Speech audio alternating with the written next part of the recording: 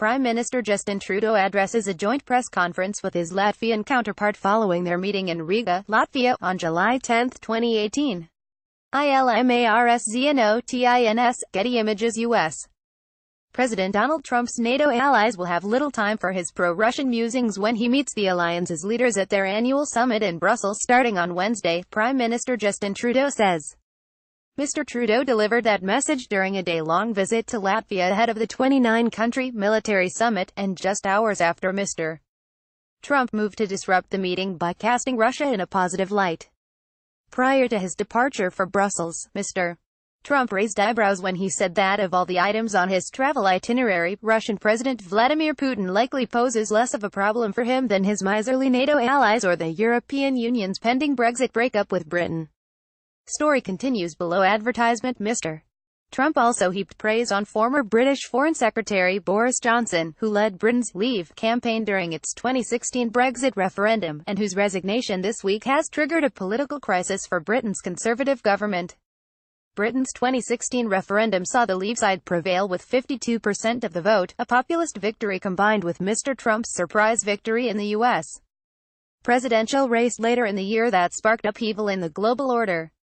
Mr. Trudeau was sideswiped last month by Mr. Trump's anti-establishment behavior when the president trashed him on Twitter hours after the Group of Seven summit in Quebec, calling him very dishonest and weak. Mr. Trudeau made it clear that he will join his fellow NATO allies in the defending an alliance originally built to counter the former Soviet Union, following the Second World War. The meeting tomorrow will be an opportunity for all of our countries to rededicate ourselves to NATO, to demonstrate that it's actually important, that it actually does important things, and that the collection of values and rules that it was brought in to defend 75+ years ago are just as relevant today as they ever were. Mr. Trudeau said, "I look forward to having words with President Trump. Mr. Trump is to meet Mr. Putin in Helsinki next week in a summit that has generated much unease."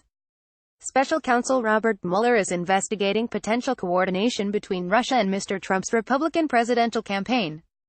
Story continues below. Advertisement. Asked whether he was concerned about the Helsinki summit, Mr. Trudeau said, "There is a strong consensus around the NATO table that Russia has been creating significant problems in the world and we need continue to demonstrate a strong response, including with sanctions." Mr. Trump has been railing against NATO allies for what he sees as weak defense spending. The U.S. president is also threatening to disrupt the NATO summit by minimizing the negative influence of Russia, a repeat of his tactic before last month's G7 summit, when he called for Russia's reinstatement in the group. "So I have NATO, I have the UK, which is in somewhat turmoil, and I have Putin. Frankly, Putin may be the easiest of them all. Who would think? Who would think?" the president said outside the White House before his departure.